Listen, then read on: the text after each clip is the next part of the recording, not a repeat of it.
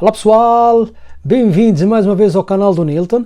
No vídeo de hoje vamos falar da Abel Ferreira, que está em alta no Brasil, do Renato Gaúcho, que está em baixo e muito contestado pelos adeptos do Flamengo, e vamos fazer uma estatística especial em relação à partida do Benfica contra o Sporting Braga. Vou-vos pedir para assistir o vídeo até o fim, e no fim subscrevem o canal e deixem o vosso like, ok? Vamos começar a falar da partida entre o Benfica e o Sporting de Braga, referente à 11ª jornada do Campeonato Português. Jogo esse que o Benfica ganhou por 6-1, um resultado inesperado. Ninguém imaginava que o Benfica ia conseguir ganhar por 6 bolas de diferença. Nas conferências de imprensa, os dois treinadores referiram que ia ser um bom espetáculo, ser um espetáculo bonito de ver, que ia haver muitos golos, mas não ao ponto de uma diferença abismal de 6 bolas que o Benfica conseguiu introduzir na baliza do Sporting Braga. Braga fez um gol, os golos do Benfica foram marcados por Grimaldo aos 2 minutos, Nunes aos 38, Rafa Silva aos 42 e 45 mais 3 e o Everton aos 52 e 59.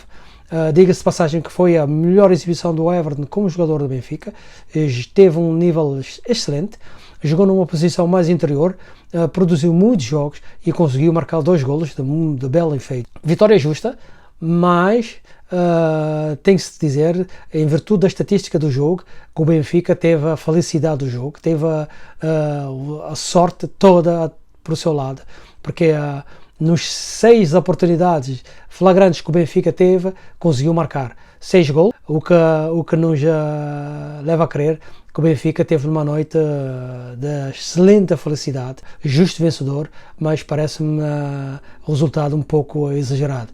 Isso é derivado da estatística que vamos apresentar neste momento.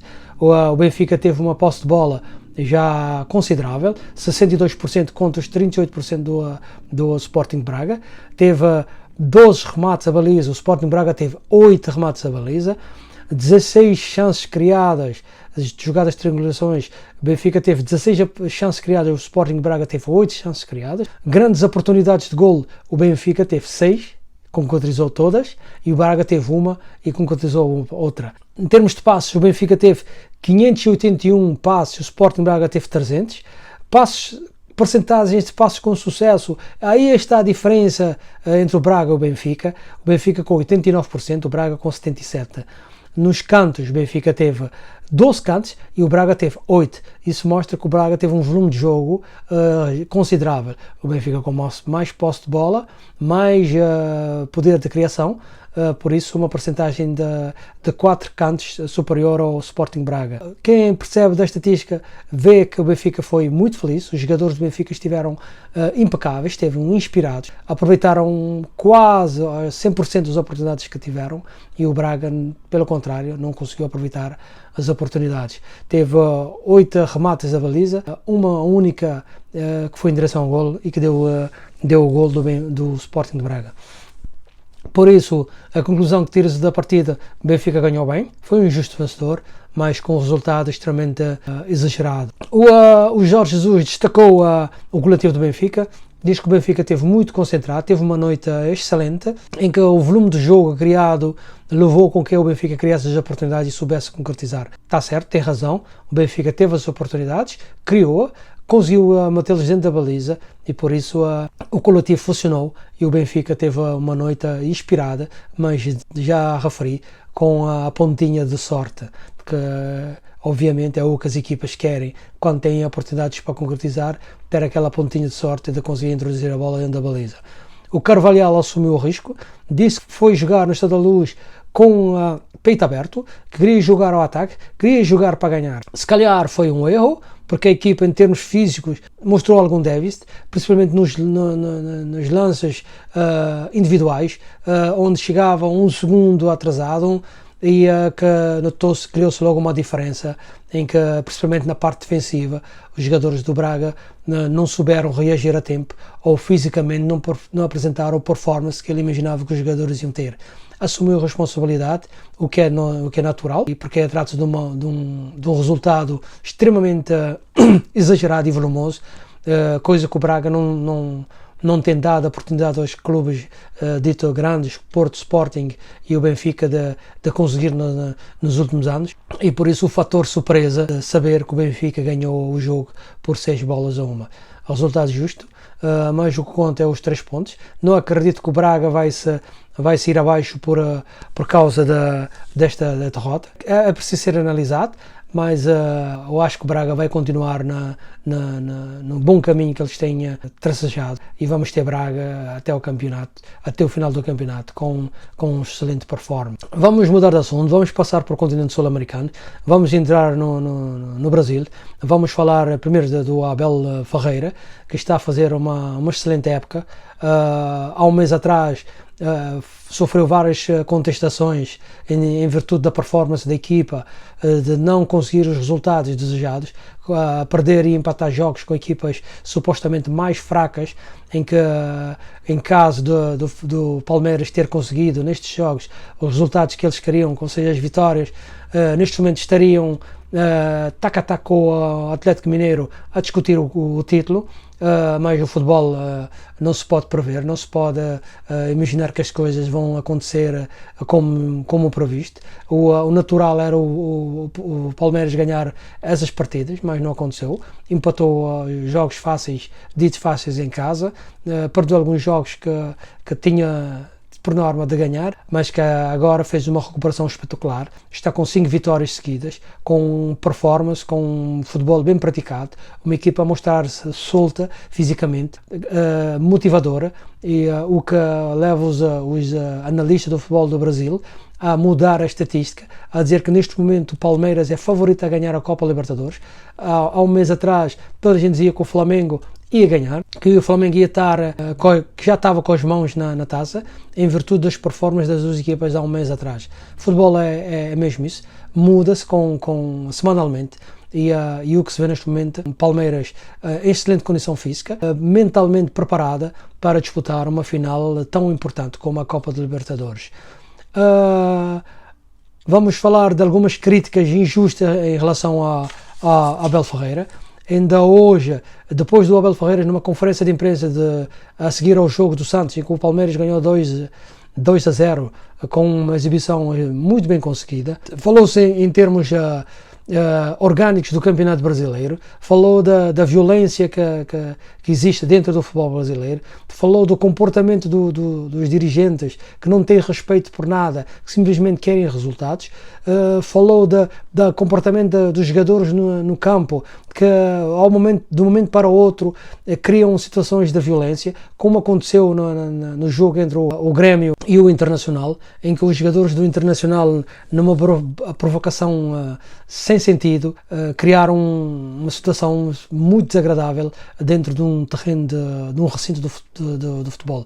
Essas notícias correm o mundo, é feio perceber isso, quando toda a gente sabe, tanto os brasileiros como os europeus, os indianos, os árabes, os chineses, todos têm um carinho impressionante pela história do futebol brasileiro, e cada vez o futebol brasileiro está-se por motivos alheios ao futebol em si, por causa de comportamentos tanto dentro e fora do campo, por parte de alguns jornalistas, por parte dos dirigentes, por parte de alguns jogadores. E quando o Abel Ferreira sai ao público com coragem de falar de um assunto que muitos não querem abordar porque não há o interesse nisso, aparece na comunicação social jogadores que já estiveram em cenários muito interessantes.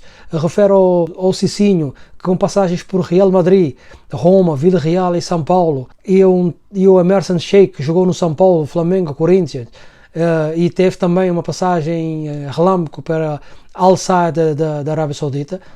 Vieram fazer comentários algo sem nexo, comentários despropositados em relação às afirmações de Abel Ferreira, que simplesmente quer dar uma imagem diferente ao futebol brasileiro, porque ele vive do futebol brasileiro, ele está dentro do futebol brasileiro, e ninguém mais deseja que o futebol brasileiro segue os trilhos, ou seja, o caminho do sucesso. É um produto excelente para ser exportado, é um produto excelente para ser vendido e por isso estranha-se o comportamento desses jogadores que estão num painel televisivo a fazer comentários e discordem de uma maneira ridícula, ao ponto de entrar em campos técnicos do treinador em desacordo as afirmações feitas por Abel Ferreira.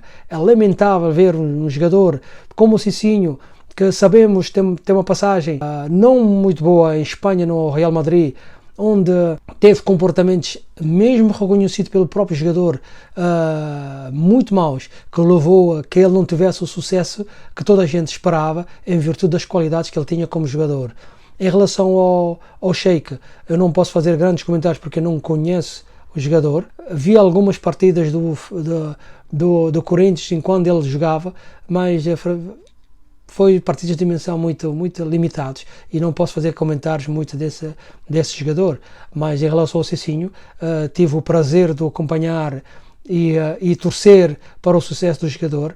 Espanto-me que ele venha com comportamentos bizarros, a mostrar um bairrismo gratuito, em que chama o treinador de um tipo enjoado, que quando perde está zangado e quando ganha está zangado. Não vejo o Abel Ferreira desta maneira, vejo um Abel Ferreira, um treinador jovem, com uma mentalidade super evoluída, com uma mentalidade ganhadora, uma mentalidade de alguém que quer ver o futebol brasileiro crescendo e acreditem, se quiserem, o Abel Ferreira vai estar grato ao futebol brasileiro para a vida toda, não só pelo patamar que neste momento ele já se encontra em virtude do trabalho realizado por ele, porque não é à toa que as coisas acontecem, e por isso é com uma tristeza que eu vejo comentários de ex-jogadores que estão num painel televisivo para proporcionar um espetáculo de futebol e incentivar as pessoas a ter uma visão correta do que é um jogo de futebol e o que é que se pode ganhar através de um produto que é o futebol brasileiro. Lamentável. Vamos fazer referência ao Renato Gaúcho, que empatou esta segunda-feira com a Lanterna Vermelha, o Chapecoense, 2-2, e caiu para o terceiro lugar. O Renato tem alguma razão em relação à arbitragem, ou seja, tem muita razão. O árbitro foi muito negligente, foi um árbitro extremamente débil, um árbitro sem condições para arbitrar um jogo dessa dimensão.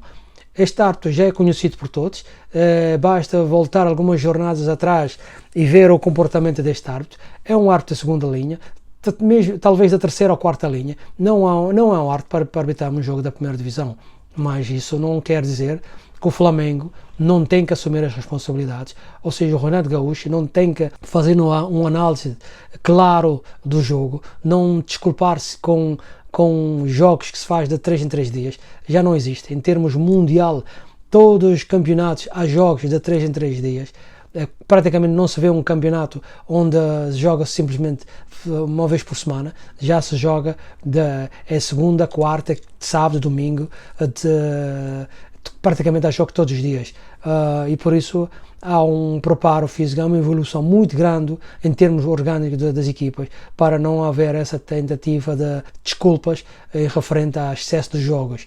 Existe excesso de jogos em toda a parte e continuamos a assistir excelentes partidos de futebol. O que se nota é que o Flamengo tem uma queda abismal em termos físicos.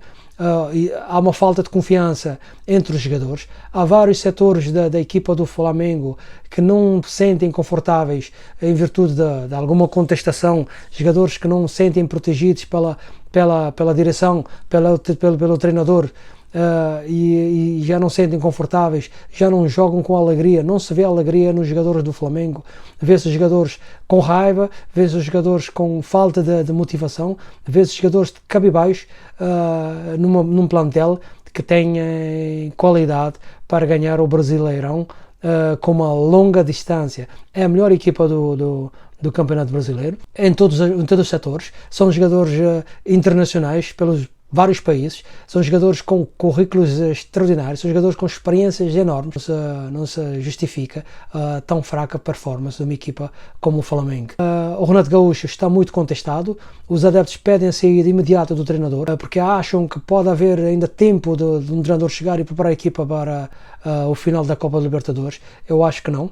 Não há tempo. 3 semanas para um treinador chegar e organizar a equipa parece-me muito difícil. Neste momento a vantagem que o Flamengo pode ter é os jogadores com a experiência que eles têm, encontrar-se entre eles o melhor orgânica e o sistema para ganhar a motivação para disputar uma final de tão importância. Esta é uma final que normalmente os jogadores não se precisam de motivar, porque uma final já fala por ela, é o desejado por todas as equipas do mundo disputar finais, e o Flamengo e o Palmeiras não fogem regra. É uma final desejada pelas essas duas equipas, por isso a motivação já tem que estar aí dentro. Falta aos jogadores do Flamengo ter a consciência que são eles que têm que pôr em prática o que eles demonstraram há pouco tempo atrás, e a recuperar o espírito, o ânimo e a motivação que eles tinham em 2019, quando eram comandados por Jorge Jesus. A voz do treinador é importante, mas não é tudo, e os jogadores, como já disse, com a experiência que eles têm, com o currículo e com a dimensão do futebol que eles costumam produzir, essa é a vantagem que a equipa do Flamengo vai ter neste momento em relação à equipa do Palmeiras. Continuo a achar que as duas equipas são candidatas a ganhar, as percentagens são iguais, mas como disse, falta 21 dias para o final, e até lá muita coisa vai acontecer. Ok pessoal, muito obrigado. Antes de terminar, vou-vos pedir, subscrevem o canal e deixem o vosso like, ok? Forte abraço, a gente se vê no próximo vídeo.